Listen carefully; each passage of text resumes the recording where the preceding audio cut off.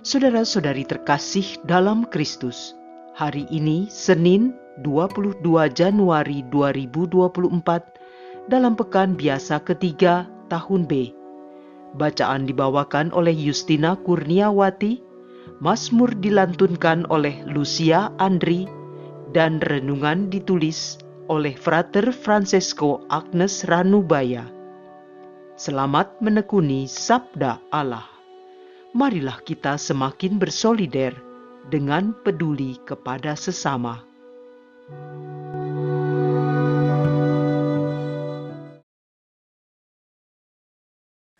Dalam nama Bapa dan Putra dan Roh Kudus. Amin. Allah Bapa yang Maha Kuasa, kami bersyukur atas rahmat segala hal yang baik yang boleh kami rasakan hingga saat ini.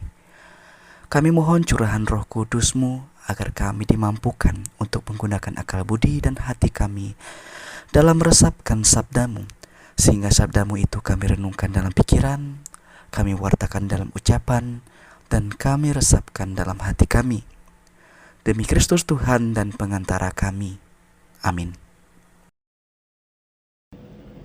Bacaan dari kitab kedua Samuel bab 5 ayat 1 sampai 7 dan dilanjutkan ayat 10. Sekali peristiwa, datanglah segala suku Israel kepada Daud di Hebron. Mereka itu berkata, "Ketahuilah, kami ini darah dagingmu. Telah lama engkaulah yang memimpin segala gerakan orang Israel, yakni sejak Saul memerintah atas kami. Lagi pula Tuhan telah bersabda kepadamu, engkaulah yang harus mengembalakan umatku Israel, dan engkaulah yang menjadi raja atas Israel." Maka datanglah semua tua-tua Israel menghadap Daud di Hebron. Lalu Daud mengadakan perjanjian dengan mereka di sana, di hadapan Tuhan. Kemudian mereka mengurapi Daud menjadi raja atas Israel. Pada saat menjadi raja itu, Daud berumur 30 tahun. Dan selanjutnya 40 tahun lamanya ia memerintah. Di Hebron ia memerintah atas Yehuda 7 tahun 6 bulan. Dan di Yerusalem ia memerintah 33 tahun atas seluruh Israel dan Yehuda. Kemudian raja dengan orang-orangnya pergi ke Yerusalem, menyerang orang Yebus penduduk negeri itu. Tetapi mereka itu berkata kepada Daud, "Engkau tidak sanggup masuk kemari. Orang-orang buta dan orang-orang timpang akan mengenyahkan engkau." Maksud mereka, Daud tidak sanggup masuk ke sana. Tetapi Daud merebut kubu pertahanan Sion, yaitu kota Daud.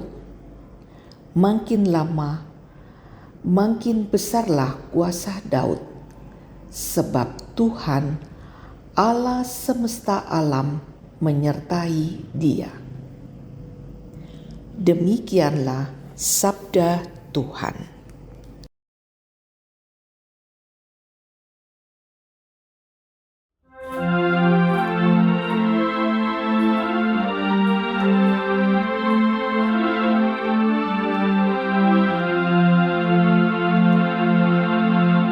Kesetiaan dan kasih-Mu menyertai Raja. Pernah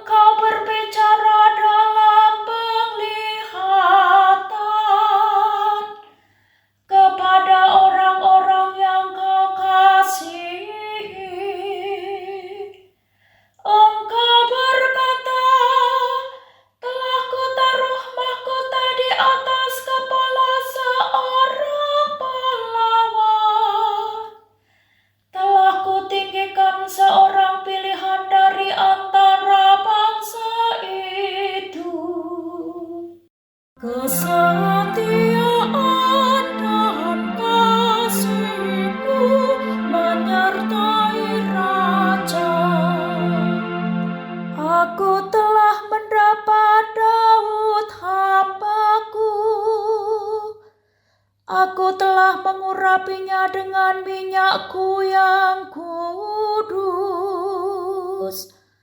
maka tanganku tetap menyertai dia,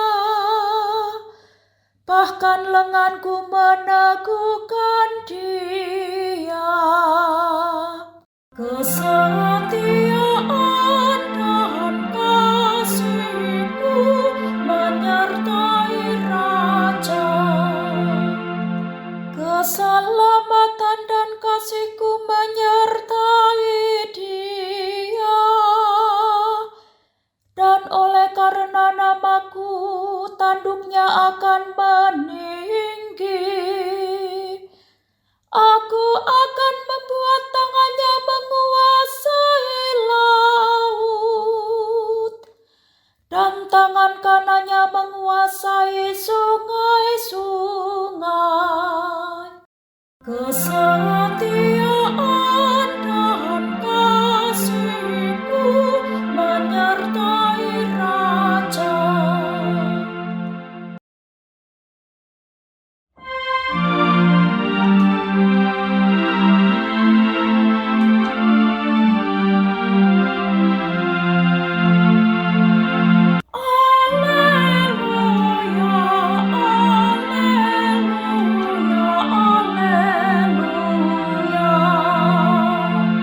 Penebus kita Yesus Kristus telah membinasakan maut dan menerangi hidup dengan Injil.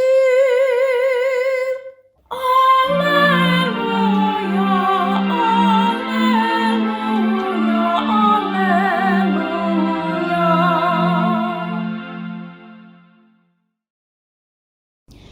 Inilah Injil suci menurut Markus, bab 3 ayat 22 sampai 30. Pada suatu hari datanglah ahli-ahli Taurat dari Yerusalem dan berkata tentang Yesus, "Ia kerasukan Beelzebul." Ada juga yang berkata, dengan penghulu setan ia mengusir setan. Maka Yesus memanggil mereka, lalu berkata kepada mereka dalam perumpamaan, "Bagaimana iblis dapat mengusir iblis? Kalau suatu kerajaan terpecah-pecah, kerajaan itu tidak dapat bertahan. Dan jika suatu rumah tangga terpecah-pecah, rumah tangga itu tidak dapat bertahan. Demikianlah juga kalau iblis berontak melawan dirinya sendiri. Kalau ia terbagi-bagi, ia tidak dapat bertahan. Malahan sudahlah, tamatlah riwayatnya. Camkanlah, tidak seorang pun dapat memasuki rumah seorang yang kuat untuk merampas harta bendanya, kecuali ia mengikat lebih dahulu orang kuat itu. Lalu barulah ia dapat merampok rumah itu. Aku berkata kepadamu, sungguh semua dosa dan hujat anak-anak manusia akan diampuni, ya semua hujat yang mereka ucapkan. Tetapi apabila seorang menghujat Roh Kudus, ia tidak mendapat ampun untuk selamanya, sebab dosa yang dilakukannya adalah dosa kekal. Yesus berkata demikian karena mereka bilang bahwa dia kerasukan roh jahat. Demikianlah sabda Tuhan.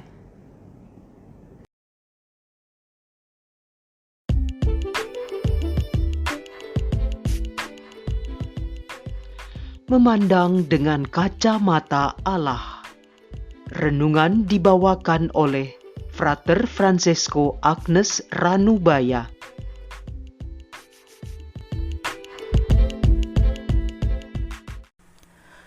Saudara-saudari terkasih, hari ini merupakan hari Senin pada pekan biasa ketiga. Dalam bacaan Injil kita melihat cap yang sangat tidak pantas dan bertentangan dengan iman yang dilontarkan oleh ahli-ahli Taurat kepada Tuhan Yesus atas pengusiran setan yang dilakukannya. Hal ini mereka lakukan untuk menyerang tindakan itu dan tidak mengakui kebenarannya, supaya dengan demikian mereka memiliki cukup alasan untuk tidak mempercayainya. Ahli-ahli Taurat ini datang dari Yerusalem, bisa kita lihat pada ayat ke-22. Tampaknya mereka sengaja datang jauh-jauh hanya untuk menghambat kegiatan mengajar Kristus. Betapa relanya mereka bersusah-susah hanya untuk melakukan kejahatan. Mengingat bahwa mereka datang dari Yerusalem, tempat ahli-ahli Taurat yang paling santun dan terpelajar berada, dan juga yang memberi mereka peluang untuk bermufakat bersama-sama melawan Tuhan dan yang diurapinya, yaitu Tuhan kita Yesus Kristus. Di sana mereka memiliki kekuatan besar untuk mengganggu. Kedudukan ahli-ahli Taurat dari Yerusalem sangat berpengaruh, bukan hanya terhadap orang-orang di pedesaan, tetapi juga bagi ahli-ahli Taurat yang ada di pedesaan itu. Orang-orang pedesaan ini tidak pernah berpikir sebelumnya tentang dasar yang dipakai Kristus dalam melakukan berbagai mujizat, sampai ahli-ahli Taurat dari Yerusalem ini datang dan menanamkannya di dalam kepala mereka. Karena tidak dapat menyangkal bahwa ia mengusir setan, yang jelas-jelas menunjukkan bahwa ia berasal dari Allah, ahli-ahli Taurat di Yerusalem ini menuduh bahwa Beelzebul berada di pihaknya, bersekutu dengannya, dan dengan penghulu setan ia mengusir setan. Ini tentu saja sangat tidak masuk akal. Ada tipu muslihat dalam tuduhan mereka ini. Setan tidak diusir, ia hanya pergi keluar karena diizinkan.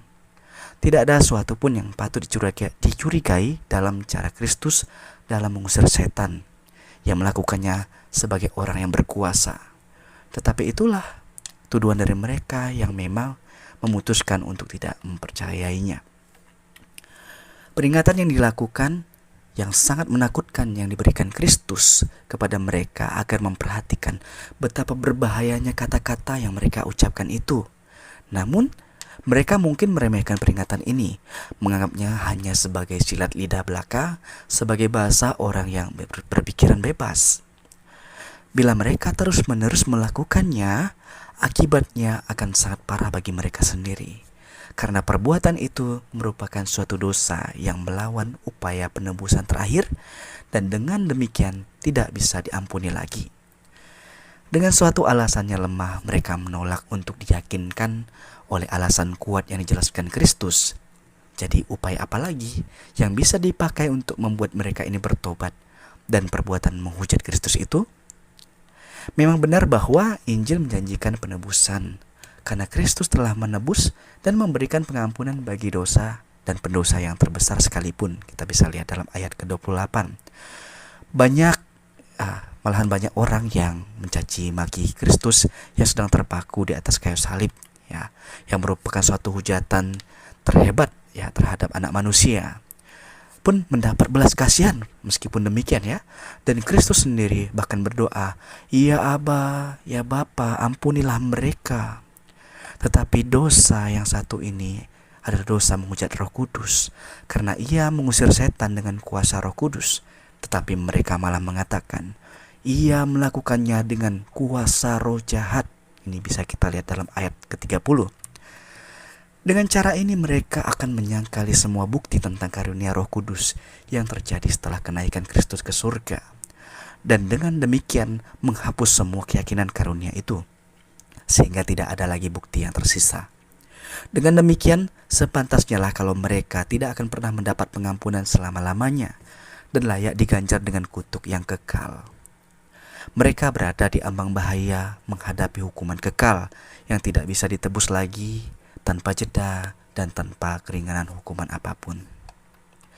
Saudara-saudari terkasih, apabila kita melihat di media sosial, banyak sekali peristiwa-peristiwa viral yang menghiasi dinding-dinding postingan kita.